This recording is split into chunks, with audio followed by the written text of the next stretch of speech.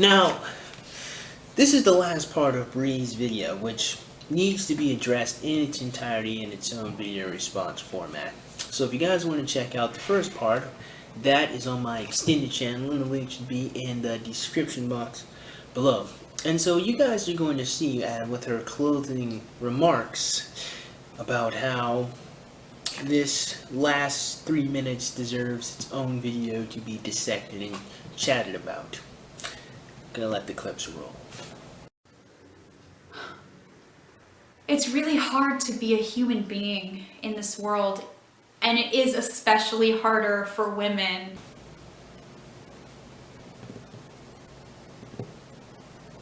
I know a lot of men do go through a lot of really, really awful shit.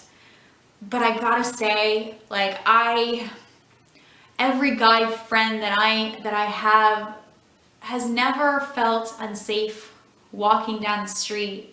And that's amazing. That is amazing how they are just so secure and so comfortable about walking down the street. But let me ask you a question, Bree. Are you sure they didn't feel so safe because they grew up in white suburban America where it just so happened to be very low crime rates and not a particularly dangerous area? Maybe it had nothing to do with the fact that they were men, and it had everything to do with the fact that their environment was relatively safe. Maybe it had everything to do with the fact that they never thought about or they never fed into the propaganda that they are actually more likely to suffer from any level of assault than women are. Maybe that's what it was.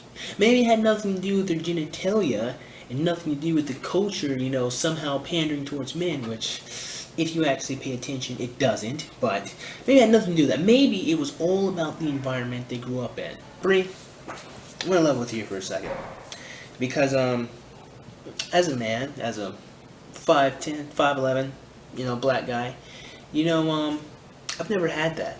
I've never had this security that things aren't going to happen to me, that I'm never going to be scared walking down the street, because I understand the reality of the world. Okay, so again, I'm going to level with you. Because if you mean that these men have never felt like someone was going to attack them and rape them or force them to have sex, then I agree with you. I've never had that fear. I've never been scared that someone's going to come out of nowhere and try to have sex with me. You're right, I don't have that fear. But I am always wary that somebody or a group of people might come out of nowhere and might try to take my stuff. I am wary that people might come out of nowhere and beat me halfway to death and take all of my money, the very little money that I have. That's what I'm afraid of. That's what gets me. You know what else gets me? It's just something personally that I kind of have to deal with. There was always, as a young man growing up, not my dad being in the house, this fear, this pressure that if someone tried to do something to my sisters, who had to stop that? Me. I don't know what you're talking about, Bree. I don't know. Your friends are amazing. They must be superheroes. Not even superheroes. Not even bloody Superman feels that way. Not even Spider-Man feels that way. Your friends, I don't know how they got to that level, Bree, because any rational human being would have an innate fear of danger. Now, what separates you from being a functional adult is being able to not let that fear control you, to be able to work through that fear, to take precautions to minimize the feeling of the fear, and to have tools to use should something happen to you. That makes you a responsible adult, a responsible human being. However, the lack thereof fear, that only exists in bloody sociopaths and psychopaths. At any time in their lives. And I want that. I am very envious of that. And this is a very important part in Bree's video. Ladies, listen closely to me. I know a lot of you, right, have this idea that the grass is greener on the other side. It's not. The grass is not greener on the other side. Wanna know why? Because you're not only going to feel the responsibility of protecting yourself. If you grow up here in America, you'll feel the responsibility of having to protect other people. Right? I mean, bloody hell, if you don't even feel that it's your responsibility to keep yourself safe, there's no way in hell you ever want to become a man. You just don't. You don't. Sorry. The grass is not greener on the other side. And I'm sorry, okay? Because of feminism, you have to be responsible for your own life now. Sorry. Sorry. I'm sorry. I am so sorry that you have to be an adult and you have to take care of yourself now. I really am. No, I'm being incredibly sarcastic. I'm not sorry because I didn't have anything to do with that. That's just the reality of the world. But you want to know something, Bree? You can have that. You can still have that security you so desperately crave. But the only way you're going to get that is with time, effort, and discipline. That's just the way it is.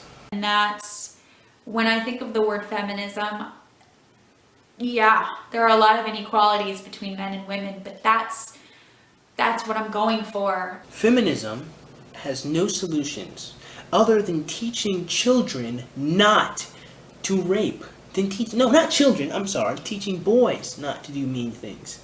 Telling boys that they just are inherently evil. That's feminism's solution, teaching them not to be inherently evil creatures. That's why I criticize it so harshly, especially when it comes to teaching children, boys, that they're innately evil and have a predisposition to hurting people. Again, the grass is not greener on the other side, and there are no solutions found in feminism that's going to help you do anything.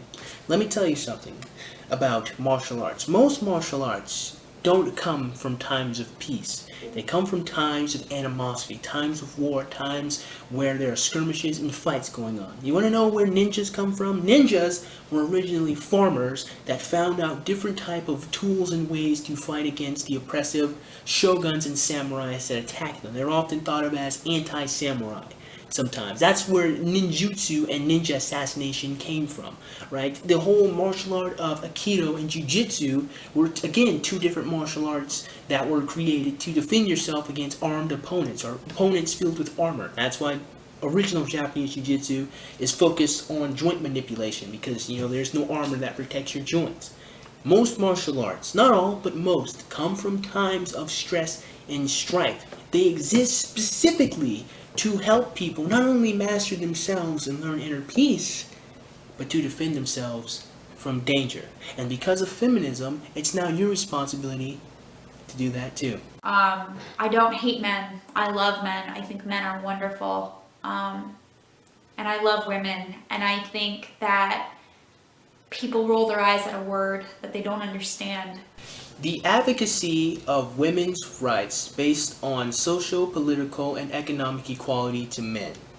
Yes, that's how many times I've heard the definition of the word feminism. I can actually recite the definition off the top of my goddamn head.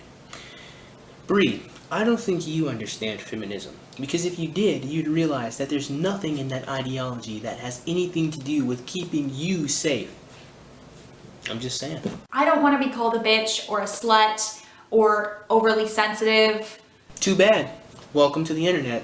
And I don't want men to have to feel like they have to be tough all the time, that they can't cry, that they can't talk about their feelings. Where in the hell did that come from, Bree? I know exactly where that came from because I have experience dealing with that of manipulation. Keep talking. They can't share their experiences with stuff like this, which happens all the time, but we really just don't hear about that stuff. Partly because society does not have an invested interest in protecting young boys.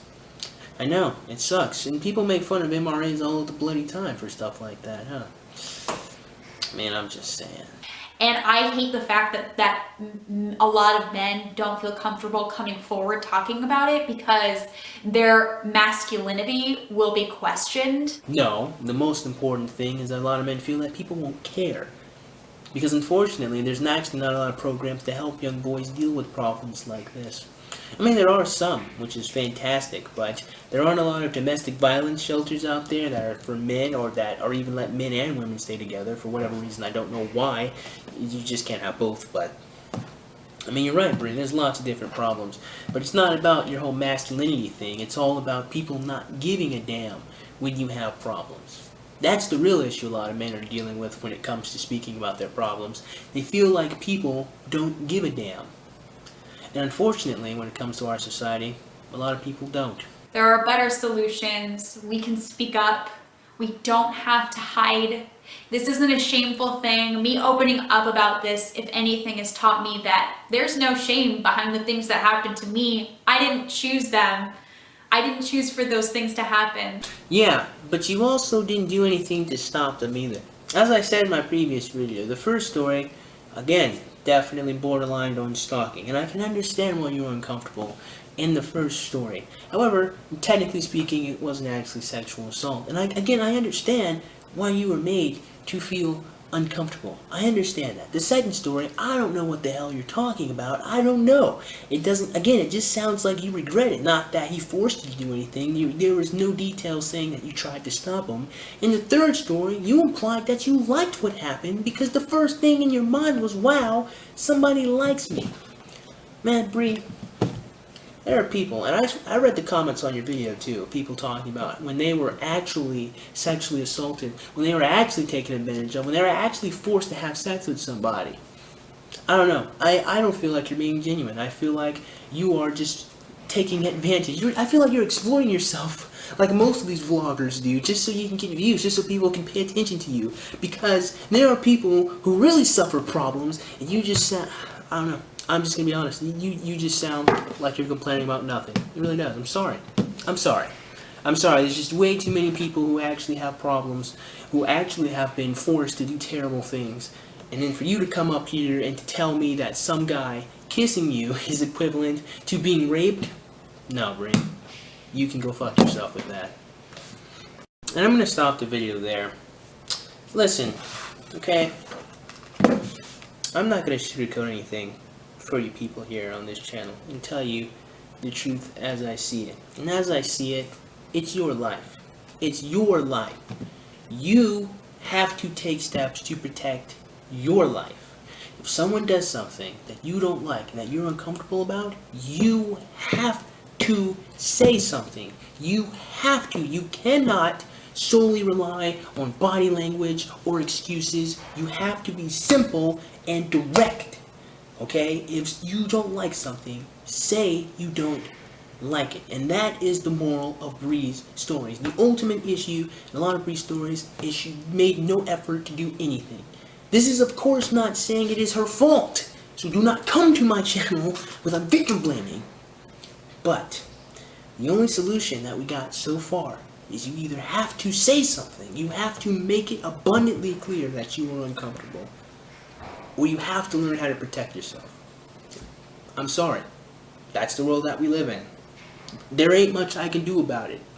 I'm sorry. I'm sorry.